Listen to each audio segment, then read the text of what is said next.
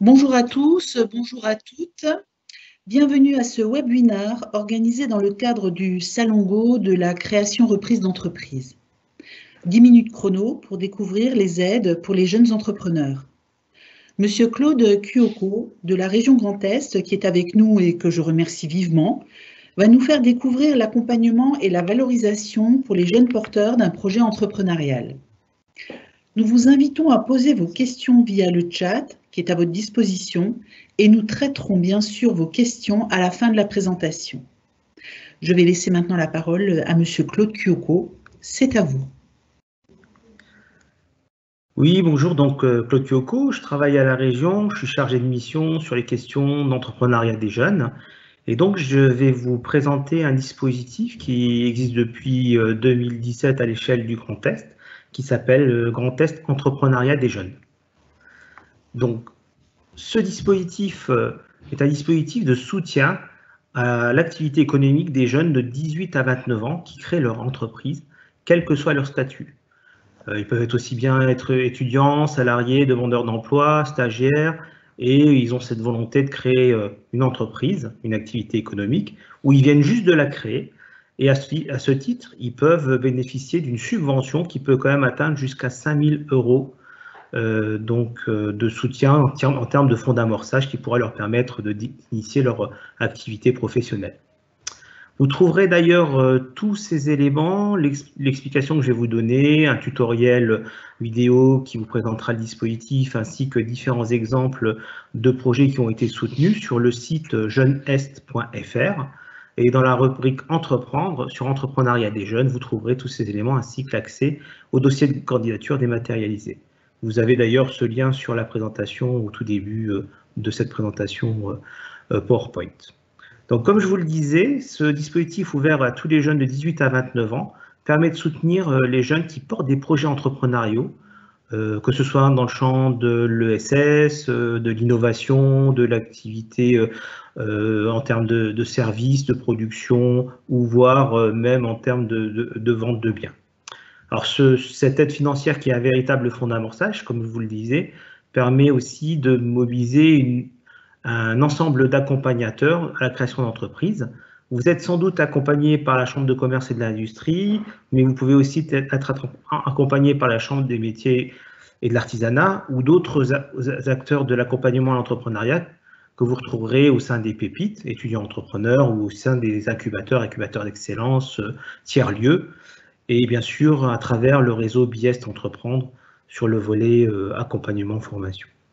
Alors, pour pouvoir bénéficier de ce dispositif, bien sûr, comme je vous le disais, il faut avoir une volonté de créer une activité ou tout juste avoir créé cette activité qui soit viable et qui soit votre activité principale.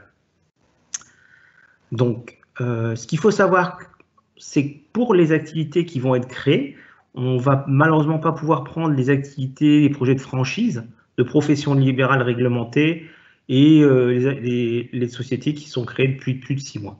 Vous aurez bien sûr le règlement sur le site que je vous ai indiqué. Depuis 2017, sachez que nous avons déjà 187 lauréats, tous secteurs d'activité confondus, que ce soit dans le milieu rural ou urbain, avec une particularité depuis 2 ans, à savoir que nous avons autant d'hommes que de femmes qui sont porteurs de projets. On est vraiment à une parité, ce qui a souligné depuis 2 ans, ce qu'on n'avait pas au tout début de ce dispositif en 2017. Et aujourd'hui, on se retrouve bien sûr avec aussi bien des porteurs que des porteuses de projets dans le champ, dans tous les secteurs d'activité, que ce soit dans l'artisanat, comme je vous le donnais, et je disais, des services, du commerce, circuits courts, d'innovation. Je vous donnerai quelques exemples pour aller un peu plus loin. Les statuts qui peuvent être pris en compte sont très variés. Ce qui va compter, c'est vraiment l'activité qui va être créée, la réalité économique de votre projet et bien sûr le fait que ce soit votre activité principale. Et donc, vous pouvez bien sûr créer aussi bien une entreprise individuelle, une micro-entreprise, une SAS, une SARL, voire être encore en incubation, pas avoir encore créé votre entreprise, mais être proche de la création et vous profiter, par exemple, d'un incubateur qui vous met à disposition un SIRET pour pouvoir vous essayer.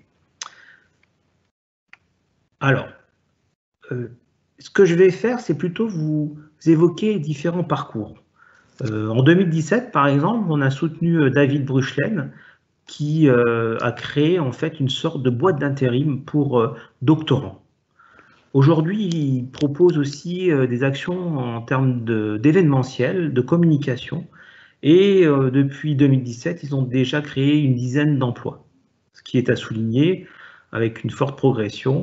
Et aujourd'hui, il est en plein boom sur son activité, en tous les cas à travers sa entreprise qui s'appelle Science Me Up. On est plutôt dans le champ de l'innovation, mais après vous verrez qu'on a aussi des projets aussi qui sont bien plus proches des territoires en termes d'artisanat.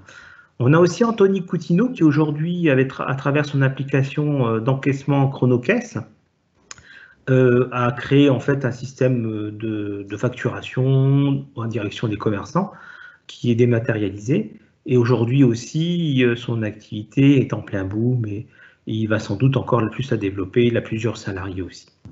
Lauriane Renaud, avec son activité projet MicroP, plutôt a créé une solution de diagnostic de micropolluants. Elle est encore en pleine phase de développement, mais pour autant, elle a déjà développé aussi de nombreux partenariats et elle est très investie dans le volet d'éducation à l'entrepreneuriat. Elle est investie dans tous nos jurys. Elle travaille aussi en direction d'autres opérateurs pour pouvoir mobiliser les jeunes et se lancer dans la création d'entreprise, comme d'ailleurs Anthony et David qui sont aussi mobilisés sur le sujet. On va passer à d'autres types d'exemples pour que vous puissiez avoir un panel de projets qui soit représentatif de ce dispositif. On a aussi par exemple Thomas et son associé qui, à travers Manivelle, ont créé en fait qui sont des concepteurs et des fabricants de leur cycle haut de gamme, et aujourd'hui aussi réalise du matériel qui permet aussi de se déplacer dans la ville aujourd'hui avec ces systèmes de locomotion qui sont de plus en plus sollicités.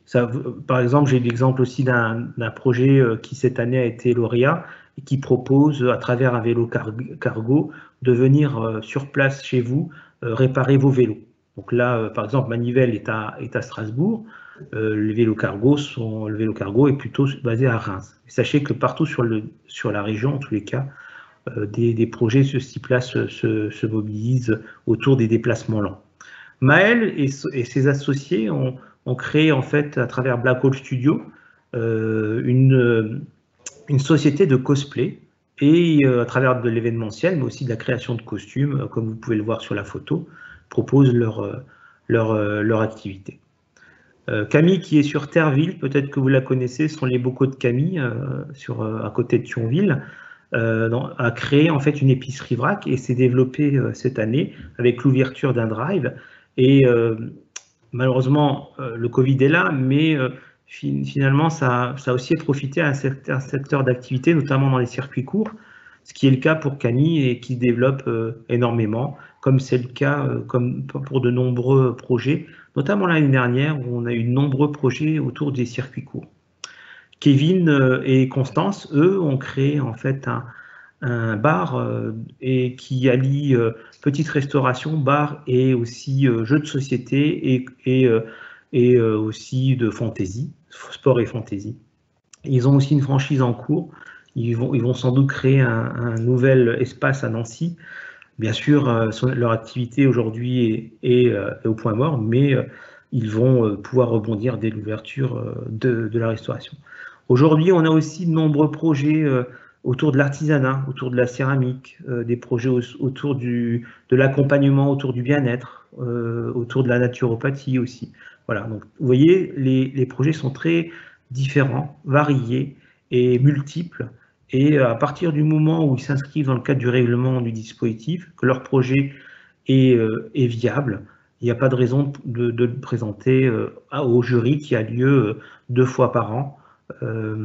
Donc là, en 2021, on a 2 jurys qui sont prévus, bien sûr en fonction des conditions sanitaires, un courant juin et l'autre courant septembre, avec bien sûr un dossier administratif à renseigner à travers un dossier numérique qu'il faut renseigner au plus près et donc à nous en transférer 2 mois avant le passage de chaque jury.